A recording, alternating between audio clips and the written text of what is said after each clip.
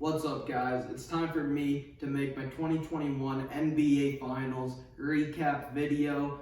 I picked the Phoenix Suns to win the finals in 6 games. Unfortunately, they weren't able to close out the series after winning the first 2 games. Milwaukee ended up winning 4 straight games in a row. Now it's time for me to break down how Milwaukee overcame a 0-2 deficit.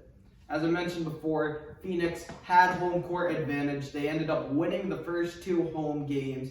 And the biggest reason why they were able to win these home games were because Giannis didn't have the support he needed in order to win in Phoenix.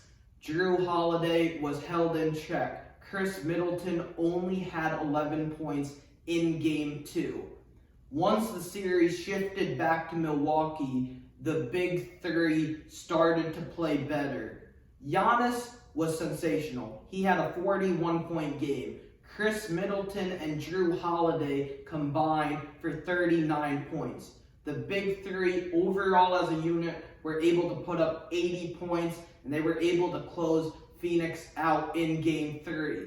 In Game 4 of the NBA Finals, Phoenix had a 9-point lead going into the 4th quarter. However, Milwaukee was able to get the necessary support they needed from Khris Middleton. Khris Middleton had the game of his life in Game 4 of the Finals. DeAndre Ayton was able to hold Giannis to 26 points. Giannis still had a very good game. 26 is a phenomenal number of points to score. I'm not knocking Giannis. He was great. But without Khris Middleton's 40 points, Milwaukee does not win Game 4 of the Finals. Not only that, but because DeAndre Ayton exhausted a ton of energy in Game 4 guarding Giannis, he was held to only 6 points. CP3, the second best player on the Suns, disappeared at the wrong time.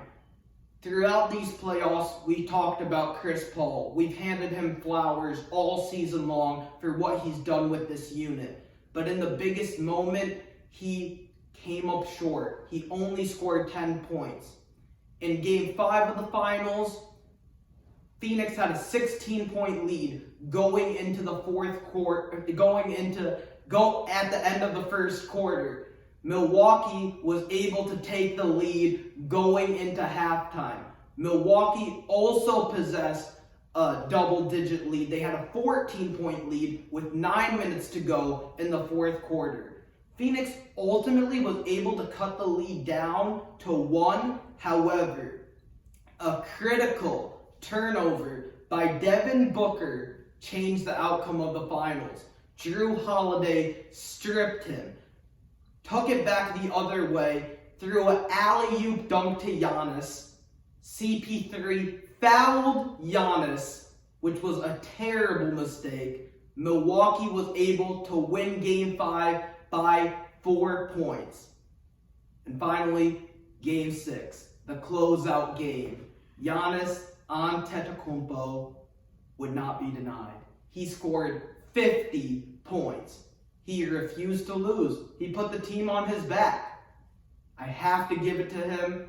Milwaukee won the NBA Finals in Game 6, 105-98. Giannis had 50 points. If Giannis had scored another 3-pointer and another 2-pointer, he would have half of Milwaukee's points. Ultimately, what this series came down to was the 4th quarter. Games 4, 5, and 6 were hanging in the balance.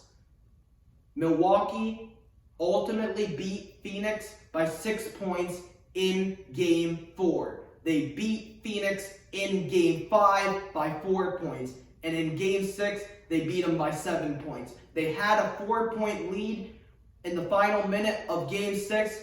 Khris Middleton hit the dagger shot with about 53 seconds to go that ultimately sealed the deal. Am I devastated that my prediction was incorrect? Maybe a tad bit, but Milwaukee deserved it. Giannis put the team on his back. He lived up to the Supermax. He did something that very few people thought he could do. He brought a championship to Milwaukee. He deserves all the credit in the world, and these finals were incredible to watch. Congrats to the Milwaukee Bucks. Thank you guys for watching. Please subscribe.